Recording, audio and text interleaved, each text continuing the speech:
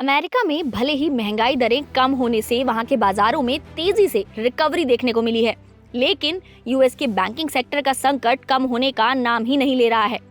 Silicon valley bank और signature bank के बाद अब फर्स्ट रिपब्लिक बैंक पर भी बंद होने का खतरा मंडराने लगा है।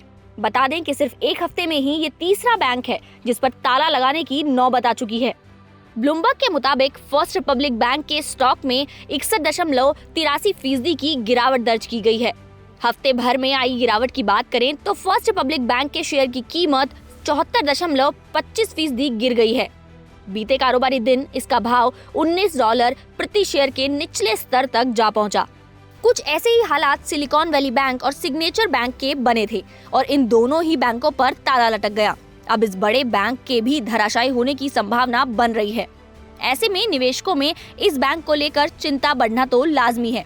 बता दें कि वैश्विक रेटिंग एजेंसी मूडीज ने भी जिन 6 अमेरिकी बैंकों को अंडर रिव्यू रखा है उसमें पहले नंबर पर फर्स्ट रिपब्लिक बैंक का नाम शामिल है।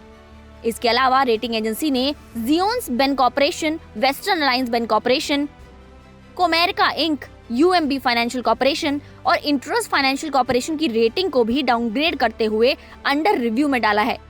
इससे पहले मूडीज ने सिग्नेचर बैंक को पहले सबऑर्डिनेट डेट सी रेट किया था, लेकिन सोमवार को न्यूयॉर्क बेस्ड सिग्नेचर बैंक की डेट रेटिंग को भी डाउनग्रेड करके जंक टेरिटरी में डाल दिया गया।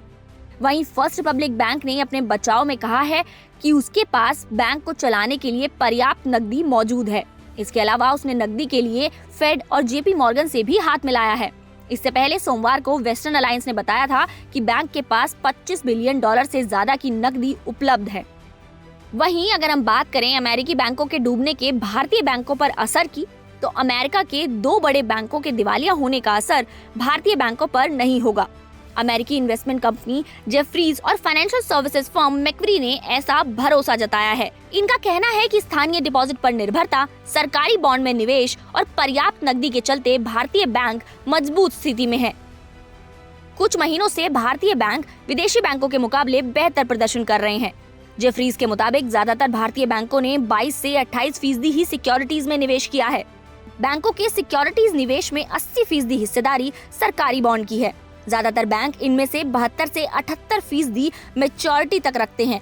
इसका मतलब है कि इनकी कीमतों में गिरावट का असर इस निवेश पर नहीं होगा। यानी कि भले ही अमेरिका में बैंकिंग क्राइसिस देखने को मिल रहा हो, लेकिन उसका असर भारतीय बैंकिंग सेक्टर पर तो नहीं होगा। लेकिन अमेरिका के बैंकों का ऐसे डूबना चिंता का विषय जरूर बनता जा रहा है।